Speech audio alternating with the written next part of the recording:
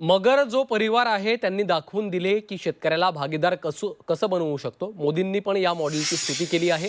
दमानिया यांना विनंती आहे की हे योग्य नाही, पुरावे असल्याशिवाय बोलू नये, अस्पष्ट बोलू नये, चांगल्या लोकांची प्रतिष्ठा खराब होत असेल असं बोलू नये।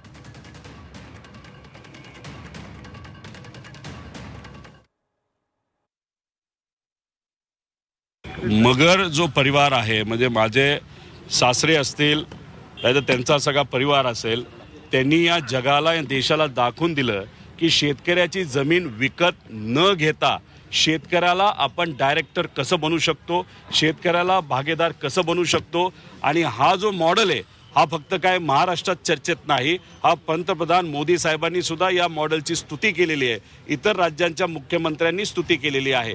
त्यामुळे दमानियांना मला एवढंच सांगायचं आहे की टार्गेट करत असताना जरा अभ्यास करून तुम्ही त्या ठिकाणी टार्गेट करा।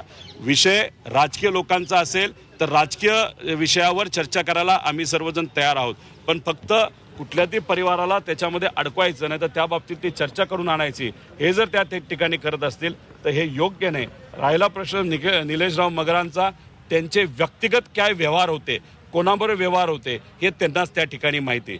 त्यामुळे कुणीतरी कुठल्या तरी कंपनीमध्ये डिरेक्टर आहे आणि त्यांनी जर व्यक्तिगत जीवनामध्ये कुठली तरी त्या ठिकाणी काही डील केला असेल नाही तर कॉन्ट्रॅक्ट केला असेल तो त्यांचा व्यक्तिगत विषय असू शकतो। त्यामुळे पुरावे असल्याशिवाय त्या ठिकाणी कुठेही बोलू नये। आणि दमानिया मॅडमला मला एवढंच सांगायचं आहे की तुम्ही बोलत असताना थोडं स्पष्टपणे बोलणं फार महत्त्वाचं आहे। उगाच अस्पष्ट बोलत असताना कुठल्या तरी कंपनीचं नाव त्या ठिकाणी खराब होत असेल नाहीतर काही लोकांची चांगली प्रतिष्ठा खराब होत असेल तर हे कोणालाही त्या ठिकाणी पटणार नाही।